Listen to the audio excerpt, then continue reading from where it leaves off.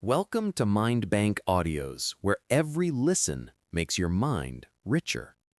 Have you ever felt stuck, waiting for circumstances around you to change so you can feel happy? Have you wondered about the secret of those who seem joyful despite the challenges they face? Today, we will dive deep into a book that will change your perspective on the concept of happiness. Build the Life You Want, The Art and Science of Getting Happier is authored by two giants in their respective fields, Harvard professor of happiness Arthur C. Brooks and global media icon Oprah Winfrey. This book promises that happiness is not a destination we reach or something we wait for, but rather a direction we walk in and a construction process for which we fully possess the tools. Prepare for a practical and scientific journey as we discover together how to truly build the life we want. Chapter 1: The New Science of Happiness.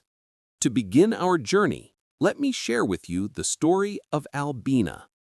Albina, the mother of Arthur Brooks's wife, was 83 years old and bedridden, unable to walk after a fall 2 years prior.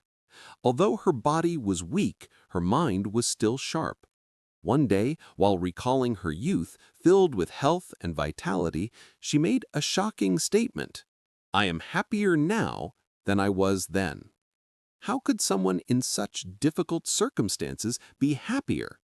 The secret Albina revealed was that in her midlife, she learned to stop waiting for the outside world to change. She realized she couldn't control circumstances, but she could control her reaction to those circumstances. She discovered that she was and still is the CEO of her life all along. This story summarizes the first central idea of the book: the power lies within. From here, the authors give us a new definition of happiness, not as a fleeting emotion, but as a complete, healthy meal composed of three essential nutrients. Enjoyment. This differs from fleeting, animalistic pleasure. True enjoyment is pleasure to which you add two uniquely human elements: sharing with others and complete awareness of the moment. Satisfaction. This is that feeling of victory that washes over you after achieving a goal you worked hard and strived for. This wonderful feeling requires sacrifices and minor suffering. If you don't struggle for something, it won't give you genuine satisfaction. Purpose. This is the most important nutrient of all. Without a meaning for our lives, we would be completely lost. The existence of purpose gives us the ability to face the inevitable suffering in life and turn it into an opportunity for growth and adding a deeper meaning to our existence. A careful observation of these nutrients reveals an important truth. They all contain some form of unhappiness within them, whether it be effort, sacrifice, or confronting pain. This leads us to a second truth the book bravely states: unhappiness is not the enemy. Life is not a battle between happiness and sadness. Positive and negative emotions can coexist within us at the same time. In fact, modern psychological research shows that happiness is not the absence of unhappiness. To understand this unique blend within us, the book offers a test called PANIS, a scale that helps you determine your dominant emotional style among 4 possible patterns. You might be the mad scientist who experiences high and volatile positive and negative emotions. You might be the judge who is calm and balanced with generally low positive and negative emotions. Perhaps you are the cheerleader who is always optimistic, seeing the bright side in everything with high positive and low negative emotions. Or you might find yourself in the poet pattern who tends to notice threats and risks and whose negative emotions are higher than the positive.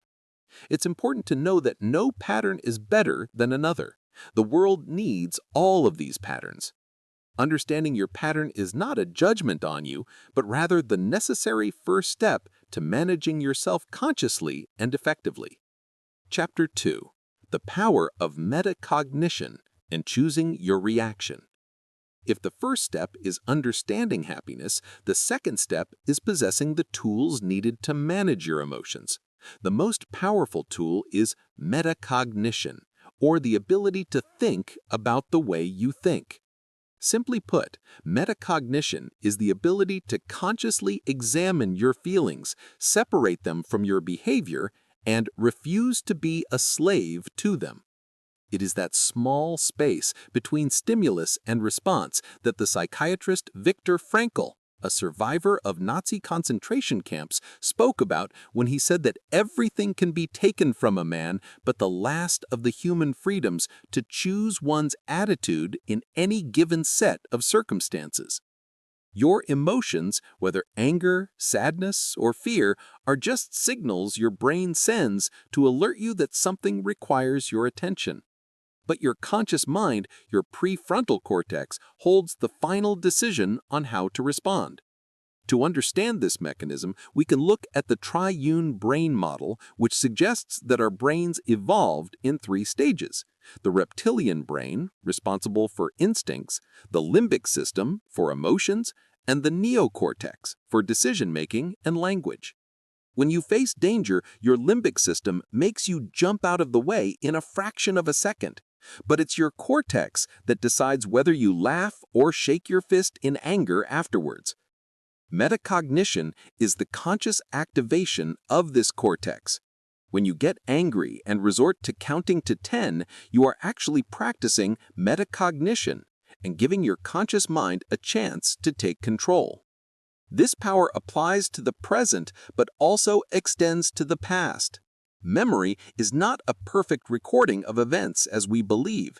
It is a continuous process of reconstruction. Every time we recall a memory, our brain pieces together fragmented bits of information to create a story. This means that the way we remember the past is influenced by our current emotional state. This truth gives us enormous power. We can consciously reframe our painful memories, not to falsify them, but to focus on the lessons learned and the growth achieved because of them. Instead of being a prisoner to a painful past, you can transform it into a source of wisdom and strength. Chapter 3. The Power of Emotional Caffeine and Choosing a Better Feeling. When you master the skill of observing your emotions through metacognition, you can ascend to a higher level, which the book calls feeling replacement. The idea is similar to taking emotional caffeine. The caffeine molecule mimics the adenosine molecule, which causes drowsiness, occupying its receptors in the brain and preventing you from feeling fatigue. Similarly, you can temporarily replace a negative feeling with a positive, constructive one that occupies your emotional receptors. The book suggests 4 powerful replacements you can consciously practice. Replace pessimism and negative bias with gratitude. Our brains have a negative bias, negativity bias, meaning they focus on bad news more than good news as a survival mechanism. Consciously practicing gratitude, such as writing a list of things you are grateful for, is the strongest antidote to this bias. Science has shown it stimulates the medial prefrontal cortex, a part of the brain's reward circuit. As the Roman philosopher Cicero said, gratitude is not only the greatest of virtues, but the parent of all the others. Replace melancholy and excessive seriousness with laughter and humor. Laughter is indeed the best medicine and an excellent emotional caffeine. Consuming humor, even if you're not the one creating it, significantly raises happiness levels and relieves pain and loneliness. A study conducted on older adults showed that those who underwent daily humor therapy for 8 weeks felt 42% happier compared to the start of the experiment. Replace passive optimism with active hope. There is a fundamental difference between them. Optimism is a passive belief that things will get better on their own, which can lead to bitter disappointment, as Admiral James Stockdale noted, among the optimistic war prisoners who died broken-hearted. Hope, however, is an active conviction that you have the power to take steps, however small, to make things better. Hope gives you a sense of power and control and is a stronger predictor of health and success. Replace draining empathy with constructive compassion. Feeling the pain of others as if it were your own, empathy, can emotionally drain and harm you. The better alternative is compassion, which means understanding the suffering of others, enduring your own uncomfortable feelings toward it, and, most importantly, acting practically to help. Compassion does not make you weak, it makes you strong and effective in helping yourself and others. Chapter 4. Getting out of the circle of self. One of the biggest obstacles on the path to happiness is excessive self-focus. The book presents William James's idea of two states of the self, the I self, the agent self, which observes and interacts with the world, and the me self, the object self, which observes itself and is preoccupied with its appearance, image, and the view of others. The problem is that most of us spend too much time in the me-self state, which is directly linked to anxiety, depression, and mood swings. To free ourselves, we must consciously work to reduce me-self time. This can be achieved through simple practices like avoiding looking at our reflection in every mirror or screen and reducing monitoring people's interactions with our social media posts. Instead, we should increase the time spent in the I-self state by meditating on the world around us, enjoying its beauty, and feeling awe toward its grandeur. A large part of self-focus comes from our constant anxiety about what others think of us. This anxiety, although an old evolutionary instinct that protected us from social exclusion, has now become a prison with which we torture ourselves. The ironic truth is that others do not think about us as much as we imagine. They are busy thinking about themselves, just like us. Finally, there is another monster that grows in the soil of self-focus: envy.